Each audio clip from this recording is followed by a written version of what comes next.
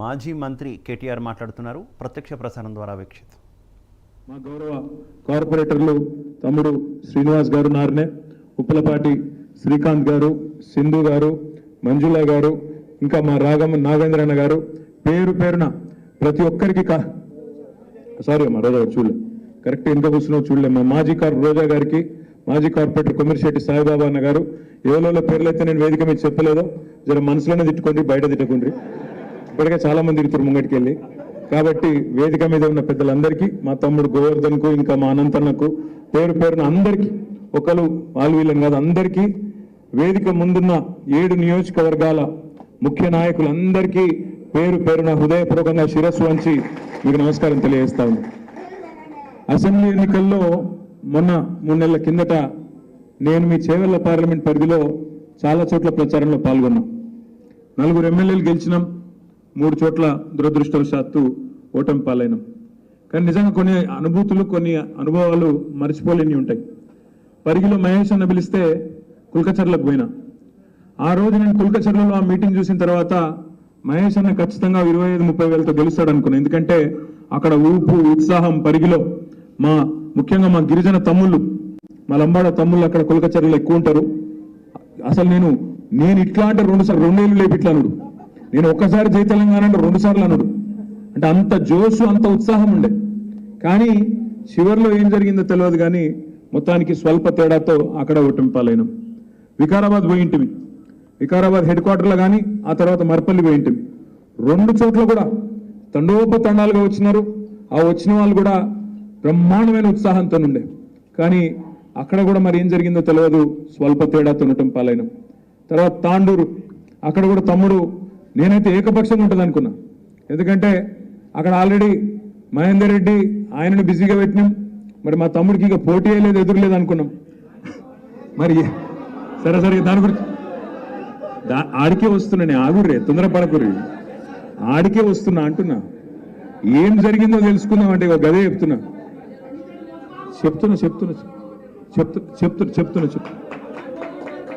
Scene నన్ను చెప్పని, నువ్వు మాట్లాడుతూ కదా సీను, మళ్ళీ నన్ను చెప్పని.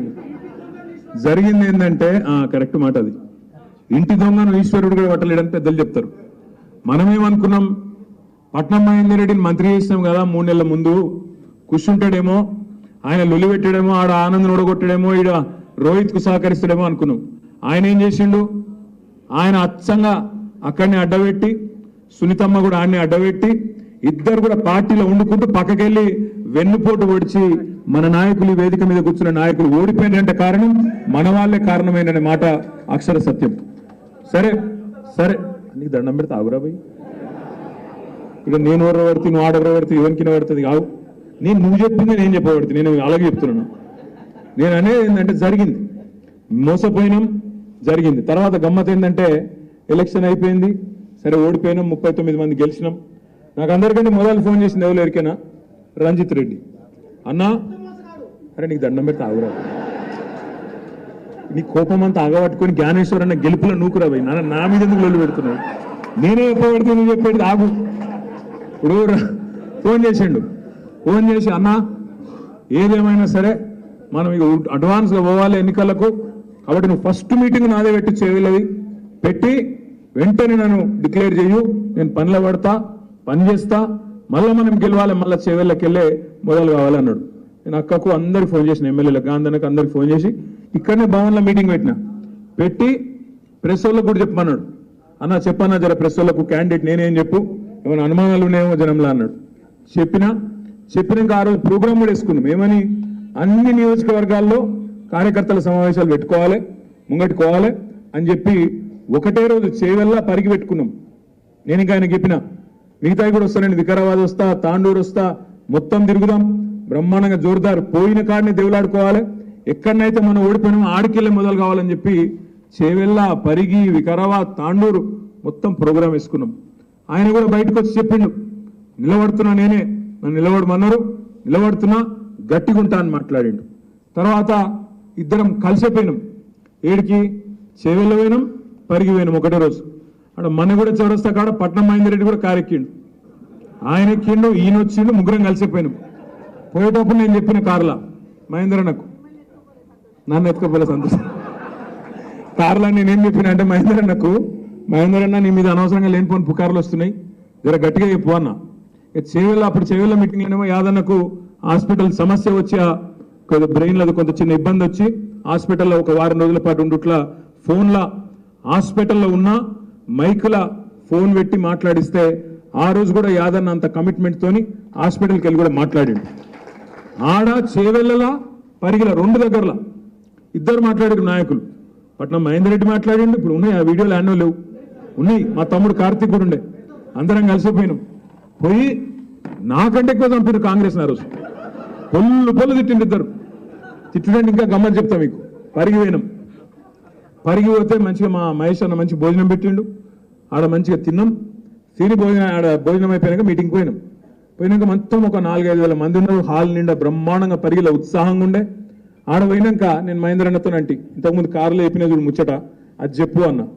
చెప్పమంటే మహేందర్ అన్న లేచి, ఇగో నా మీద పుకార్లు వస్తున్నాయి కాంగ్రెస్లో కొత్త అని, నా ఒక్కరి మీదే వస్తలేవు, రంజిత్ రెడ్డి మీద కూడా వస్తున్నాయి.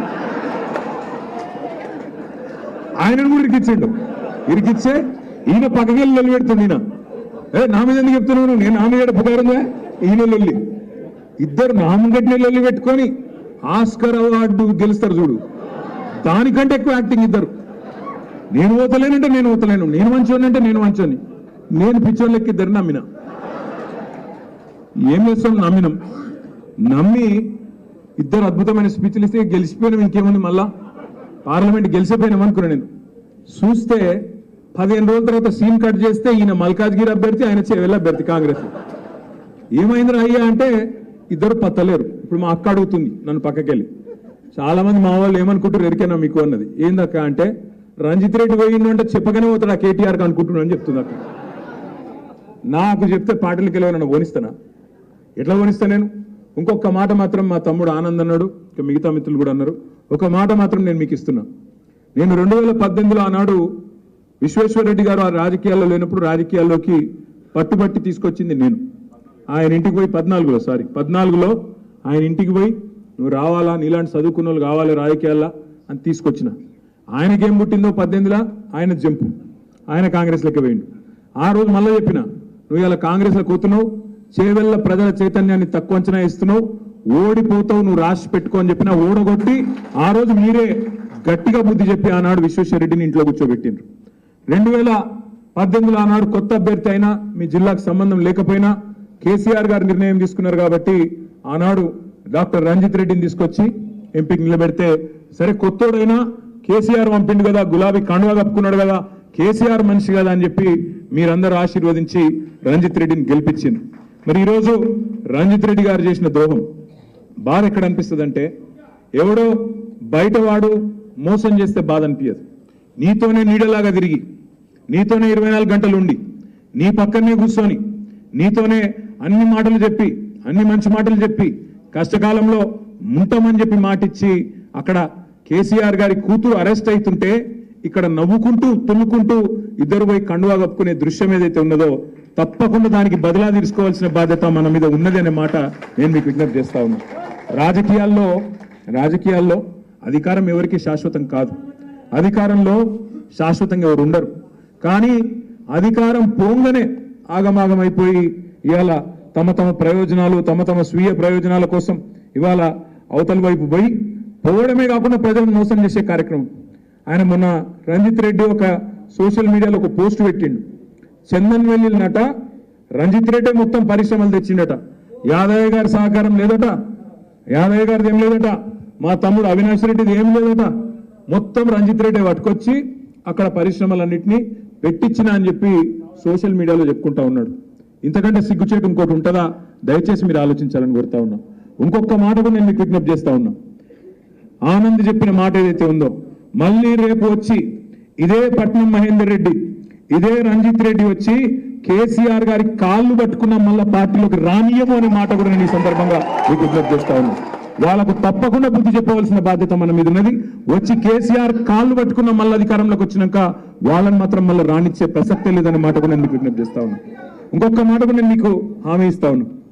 ఇవాళ మా అన్న జ్ఞానేశ్వరన్న ఇవాళ పార్టీ కష్టకాలం ఉన్నప్పుడు ముందుకొచ్చి, అన్నా నేనున్నా, మీరు అవకాశం ఇస్తే నేను నిలబడతాను ముందుకొచ్చిన ఒక ధీరోదత్తమైన నాయకుడు ఇవాళ మన జ్ఞానేశ్వర్ అన్న. గతంలో మీ అందరికీ కూడా తెలుసు, బలహీన వర్గాల ముద్దు బిడ్డ, బడుగు బలహీన వర్గాల ఆశాజ్యోతి అని చాలా మంది గురించి మనం స్పీచ్లు ఇస్తుంటాం. కానీ నిజంగా బడుగుల కోసం, నిజంగా బలహీన వర్గాల కోసం తన పూర్తి జీవితాన్ని త్యాగం చేసిన నాయకుడు, కష్టపడ్డ నాయకుడు కాసాని జ్ఞానేశ్వర్ గారు అనే మాట నేను మీ అందరికీ కూడా గుర్తు చేస్తా ఉన్నాను. ఎందుకంటే ఒక రంగారెడ్డి జిల్లా కాదు, రాష్ట్రం మొత్తం సుపరిచితుడు ఆయన. నేను ఒకసారి ఒక 15 ఏళ్ల కిందట నిర్మల్ పోయింటి, ఆనాడు ఆదిలాబాద్ జిల్లాలో నిర్మల్ నియోజకవర్గంలో. ఆ నిర్మల్ నియోజకవర్గంలో ఒక ఊళ్ళో ఒక జాయినింగ్కి పోయిన 2008-9 ఆ ప్రాంతంలో పోయితే అక్కడ ఆనాడు ముదిరాజ్ మహాసభ యొక్క జెండా దిమ్మే, అక్కడ ఒక పూర్తి స్థాయి ఒక మొత్తం కమిటీ ఉండే. వాళ్ళందరూ వచ్చి కలిసి నాకు అన్న బీసీ డీలకి ఏలకు మార్చాలి, ముదిరాజులని మీరందరూ కూడా పోరాటం చేయాలంటే ఎవరు ఏలకెళ్ళి డీకెళ్ళేయా డీలకెళ్ళే అయితే వచ్చి అడిగిరు, అదే చెప్తాను. వచ్చి అడిగిరు, అడిగితే నేను అడిగితే ఎవరు ఆర్గనైజ్ చేశారు తమ్మి అంటే వాళ్ళందరూ చెప్పిండ్రు, అన్న మా నాయకుడు కాసాని జ్ఞానేశ్వర్ గారు రాష్ట్రంలో ఇవాళ బలహీన వర్గాలకు, అందులో ముఖ్యంగా ముదిరాజ్ సోదరులకు చాలా సేవ చేసిన నాయకుడు. ఇప్పుడు అన్న యాద్ చేస్తున్నాడు, అక్క గుర్తు చెప్తే అక్క అడిగితే చెప్తా ఉన్నాడు. అది కూడా చేపించిన అన్న బీసీ డీలకేలు ఏలకు చేపించిన ఆనాడే పోరాటం ఫలించింది. కానీ దురదృష్టవశాత్తు హైకోర్టు ఆనాడు కొంత సుప్రీంకోర్టులో అయిపోయింది, అది కూడా సుప్రీంకోర్టులో ఒక చిన్న చిక్కు చాగింది. కానీ అది కూడా అయిపోయింది, తప్పకుండా మా పోరాటం ఫలిస్తుంది అనే మాట కూడా వారు చెప్తా ఉన్నారు. వారికి హృదయపూర్వకంగా మనం సపోర్ట్ కొట్టి అభినందనలు చెప్పాలని చెప్పి నేను కోరుతా ఉన్నాను. ఈరోజు ఆయన కష్టకాలంలో మన కోసం వచ్చిండు. మనం కష్టంలో, పార్టీ కష్టంలో ఉంటే పెద్ద పెద్ద నాయకులు కేశవరావు గారు, కడియం శ్రీహరి గారు ఇవాళ జారుకుంటున్న సమయంలో ఇవాళ ధీరోదాత్తంగా నిలబడి నేనున్నా అంటూ ముందుకొచ్చిన నాయకుడిని కడుపులో పెట్టుకొని చూసుకోవాల్సిన బాధ్యత ఆయన కోసం మనమే నిలబడ్డాం. నేనే క్యాండిడేట్ అన్నంత గట్టిగా కొట్లాడవలసిన బాధ్యత మన మీద ఉన్నది.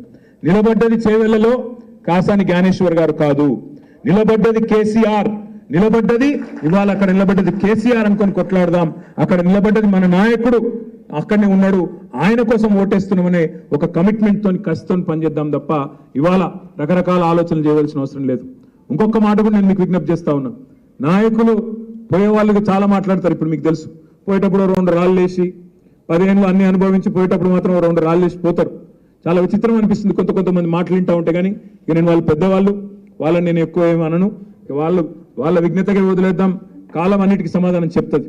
కానీ ఇవాళ యూట్యూబ్లో మురిగేటోళ్ళు, ఇవాళ మీ చేవెళ్ళలో చిన్నాడు రేవంత్ రెడ్డి గారు కూడా చాలా మాట్లాడింది. దమ్ముంటే ఒక్క సీటನ್ನು గెలుచుకొని చూపెట్టండి అని సవాల్ విసిరిండు రేవంత్ రెడ్డి. నేను అదే రోజు చెప్పిన రేవంత్ రెడ్డి గారికి, అదే రోజు సాయంత్రం చెప్పిన, అయ్యా రేవంత్ రెడ్డి గారు 17 సీట్లున్నాయి తెలంగాణలో, 17 సీట్లున్నాయి, నువ్వు అంటున్నావు కదా ఒక్క సీటన్నా గెలుచుకోమంటున్నావు కదా, ఆ ఒక్క సీటు అక్కడ ఇక్కడ ఎందుకు, నీ సిట్టింగ్ సీట్ ఉంది కదా మల్కాజ్గిరి, నువ్వు కొడంగల్ ఎమ్మెల్యే పదవికి రాజీనామా చేసిరా, నేను సిరిసిల్ల ఎమ్మెల్యే పదవికి రాజీనామా చేస్తా, ఇద్దరం మల్కాజ్గిరిలో కొట్లాడదాం, ఎవడు గెలుస్తాడో చూద్దాం, ఏ పార్టీ గెలుస్తాడో చూద్దాం, అక్కడనే చూసుకుందామని అడిగిన. దానికి ఇంతవరకు సమాధానం లేదు, ఇప్పటివరకు మాట్లాడే పరిస్థితి లేదు. ఆయన సిట్టింగ్ సీటు గెలవలేడట, కానీ ఆయననట మొత్తం గెలుస్తాడంట, ఆయన మొత్తం రాష్ట్రం అంతా ఊడ్చి పారేస్తాడంట, కేసీఆర్ ను 100 మీటర్ల లోపల బొంద పెడతా, 100 ఫీట్ల లోపల బొంద పెడతా అని డైలాగులు కొడతా ఉన్నాడు. ఆయన మాట్లాడే మాటలు, ఆయన భాష, ముఖ్యమంత్రి అయినాక కూడా ఆయన చేస్తున్న విమర్శలు, రోత మాటలు, నిజంగా రోత ముట్టించే విధంగా మాట్లాడుతూ ఉన్నాడు. ఏమంటాడు ఆయన, కొడకల్లారా, నా కొడకల్లారా చీరేస్తా, మెడల పేగులు వేసుకుంటా అంటాడు. ముఖ్యమంత్రి అంటే కూడా మెడల పేగులు వేసుకొని తిరుగుతాడే, మెడల పేగులు వేసుకుంటాడు. పోటీ కొట్టేటోను ఆయన ముఖ్యమంత్రి, పోటీ కొట్టేటోను నాకు అర్థం కాదు, మెడల పేగులు వేసుకొని తిరుగుతా అంటాడు. ఇంకో మాట అంటాడు, జేబుల కత్తెర పెట్టుకొని తిరుగుతున్నా, జేబుల కత్తెర పెట్టుకొని ఎవరు తిరుగుతాడే, జేబు దొంగలు తిరుగుతారు, జేబుల కత్తెర పెట్టుకొని తిరుగుతున్నా, జాగ్రత్తగా ఉండండి అంటాడు. మానవ బాంబులు అయితే అంటాడు. ఇంకా గమ్మత్ ఏంటంటే ఇంకా ప్రతిపక్షంలో ఉన్నట్టే మాట్లాడుతున్నాడు ఆయన, ముఖ్యమంత్రి లెక్క మాట్లాడతలేడు. ఆయన దానికే విశ్వాసం కుదురుతలేదు ముఖ్యమంత్రి అని. మనం నమ్ముడు కాదు, ఇంతకుముందు మా అనిల్ జాదవ్ చెప్పిండు, తమ్ముడు బోత్ ఎమ్మెల్యే, ప్రజలు అంటున్నారు ఎవడు ముఖ్యమంత్రి అని, ఆయన కూడా నమ్మకం ఉన్నట్లేదు రేవంత్ రెడ్డి గారికి. మానవ బాంబులు అయిపోతాం అని మాట్లాడుతున్నాడు. ఇంకా దారుణంగా ఏంటంటే, ఒక ముఖ్యమంత్రి సెక్రటేరియట్కి వచ్చి ఇక్కడ లంకె బిందెలు ఉంటాయనుకొని వచ్చినాం, ఖాళీ కుండలున్నాయి అని అవుతున్నాడు ఎకిలిగా. లంకె బిందెల కోసం గడ్డపారలు పట్టుకొని, తటపారలు పట్టుకొని, నెత్తి మీద బట్టలు కప్పుకొని అర్ధరాత్రి ఎవడు తిరుగుతాడన్నా, దొంగలు తిరుగుతారు. మరి ఈయన గతంలో ఏం చేస్తున్నారో నాకు ఎరకలేదు, కానీ గిట్లున్నది ఈయన వ్యవహారం. ఇంకా దారుణం ఏంటంటే వెనకటికి నాగార్జునది ఒక సినిమా వచ్చిండే. ఆ సినిమాలో పాట ఉంటుంది, గ్రీకు వీరుడు అని. రేవంత్ రెడ్డి గారు ఈయన ప్రభుత్వం ఎట్లున్నదంటే రోజొక్క లీక్ ఇవ్వాలి యూట్యూబ్కు. ఇగో ఇది జరిగిపోయింది, ఇది గొర్రెల స్కాము, బర్రెల స్కాము, ఫోన్ ట్యాపింగు, మన్ను మశానం. లీకు వీరుడు ఆయన గ్రీకు వీరుడు అయితే నేను లీకు వీరుడు. రోజొక్క లీకు, ఇదో లీకు అదో లీకు, అదయిందంట, 10 లక్షల ఫోన్లు ట్యాప్ అయినాయంట, అదయిందంట. అయ్యా నువ్వే అధికారంలో ఉన్నావుగా స్వామి, దమ్ముంటే ఎవరి మీద చర్య తీసుకుంటావో తీసుకో, ఎవరిని లోపల వాడేస్తావో పాడై, ఏం విచారణ చేస్తావో చెయ్యి. కానీ నువ్వు ఎందుకు చేస్తున్నావు ఇదంతా మాకు తెలుసు. ఎందుకు? ప్రజలు రైతు బంధు అడగొద్దు, కరెంట్ ఏమైందని అడగొద్దు, క్వింటాల్కు 500 బోనస్ అన్నావు అదేమైందని అడగొద్దు, 2 లక్షల రుణమాఫీ ఏమైందని అడగొద్దు, ఆడపిల్లలు 2,500 రూపాయలు ఏమైందని అడగొద్దు, ముసలోళ్ళు 4,000 రూపాయలు ఏమైందని అడగొద్దు. మళ్ళీ అడగొద్దంటే ఏం చేయాలి? రోజొక్క స్కామ్ బయటికి తేవాలి, రోజొక్క ఫోన్ ట్యాపింగ్ అయిందని బిల్డప్ ఇవ్వాలి, యూట్యూబ్ ఓనికి పైసలు ఇవ్వాలి. వాడు తెల్లారు లేస్తే కేసీఆర్ దిగిపోయినాక 4 నెలలకు కూడా వాడు తిడుతూనే ఉండాలి, మనం వింటూనే ఉండాలి. వాడు తిట్టడానికి తిట్టిన ఆనందం, వినడానికి ఇన్న ఆనందం. గిది జరుగుతున్నది. ఏంటంటే తిట్టిపిచ్చే కార్యక్రమం, గోల్మాల్ చేసే కార్యక్రమం. 6 గ్యారంటీలు పోయినాయి, 6 గారడీలు మొదలైనవి. 6 గారడీలు ఏంటి? కాళేశ్వరం స్కామ్ అంటాడు ఒకరోజు, ఇంకో రోజు ఫోన్ ట్యాపింగ్ అంటాడు, ఇంకో రోజు గొర్రెల స్కామ్ అంటాడు, ఇంకో రోజు బర్రెల స్కామ్ అంటాడు. ఇవన్నీ చెప్తాడు. కానీ 2,500 రూపాయలు ఇస్తాను, 1,67,00,000 మంది ఆడబిడ్డలకు, 18 ఏళ్ళు నిండిన ఆడబిడ్డలకు ఇస్తాను కదా, ఎక్కడ పోయింది ఆ స్కీము అంటే మేమే బెబ్బెబ్బే డైలాగులు పెడుతుంది కదా. డిసెంబర్ 9 నాడు వస్తున్నా, తెచ్చుకోని వాళ్ళు అర్జెంటుగా ఉరుకుండ్రి, 2 లక్షలు తెచ్చుకోండి, బ్యాంకు కొన్రి, నేను సంతకం పెడతా అంటివి. డిసెంబర్ 9 వాయ్, జనవరి 9 వాయ్, ఫిబ్రవరి 9 వాయ్, మార్చి 9 వాయ్, ఏప్రిల్ 9 రానేవట్టే. ఏమైందా రేవంత్ రెడ్డి అంటే, అగో మేము ఇప్పుడే కూర్చున్నాం సీట్లు అప్పుడే అడుగుతారా అని మళ్ళీ ఓదికు బెదిరింపులు. మేము చెప్పినామా డేటు మనం చెప్పినామా? డిసెంబర్ 9 రుణమాఫీ చేస్తా అన్నాడు ఎవడు? రేవంత్ రెడ్డి. మరి ఆ మాట అడిగితే కూడా మళ్ళీ ఉలికిపాటు ఎక్కువ. ఆయననే కదా అన్నాడు ఆడబిడ్డలను, ఇంట్లో కోడళ్ళుంటే 2,500, అత్తలుంటే 4,000. కేసీఆర్ ఒక ముసలోనికే ఇస్తుండు, నేను ముసలోనికి ముసలవ్వకి ఇద్దరికి 4,000 ఇస్తానది ఎవడు? రేవంత్ రెడ్డి కాదా? సోనియమ్మ కడుతుంది బిల్లు, సోనియమ్మ కడుతుంది కరెంటు బిల్లు అన్నాడు, మీరు గటనే కట్టకుండా అన్నాడు. ఇవాళ ఏంది పరిస్థితి? ఇవాళ వాస్తవాలు ఏంటి? మంచినీళ్ళకు దిక్కులేదు, సాగునీటికి దిక్కులేదు, కరెంటు చక్కగా రాదు, రైతు బంధు పడదు. ఆల్రెడీ ఎవరెవరైతే కాంగ్రెస్ ఓట్లు వేసిండ్రో వికారాబాద్ల, తాండూరుల, చేవెళ్ల, పరిగిల తేలుగుట్టిన దొంగలు ఉన్నారు. ఇవాళ వాళ్ళకి అర్థమైతలేదు ఎందుకు వేస్తే మీ ఓటు, ఏం జరిగిందని బాధపడే పరిస్థితి వచ్చింది. రాష్ట్రంలో ఏ ఒక్క వర్గమైన సంతోషంగా ఉందా? రైతులు సంతోషంగా ఉన్నారా? ఆటో డ్రైవర్లు సంతోషంగా ఉన్నారా? తులం బంగారము 2,500 అని చెప్పి మోసపోయిన ఆడపిల్లలు సంతోషంగా ఉన్నారా? తాగునీరు లేక ఇబ్బంది పడుతున్న పిల్లలు సంతోషంగా ఉన్నారా? ఎవరు సంతోషంగా ఉన్నారు? ఎన్ని దొంగ మాటలు, ఎన్ని గలీజ్ కార్యక్రమాలు యూట్యూబ్లో. అంటే కేసీఆర్ ఇచ్చిన ఉద్యోగాలు నేను ఇచ్చిన అని చెప్పుకుంటాడు. నాకు ఒక చిన్న డౌట్, మీరు దయచేసి పిల్లలను చర్చ పెట్టాలి, ఎల్బీ స్టేడియంలో మీటింగ్ పెట్టాలి,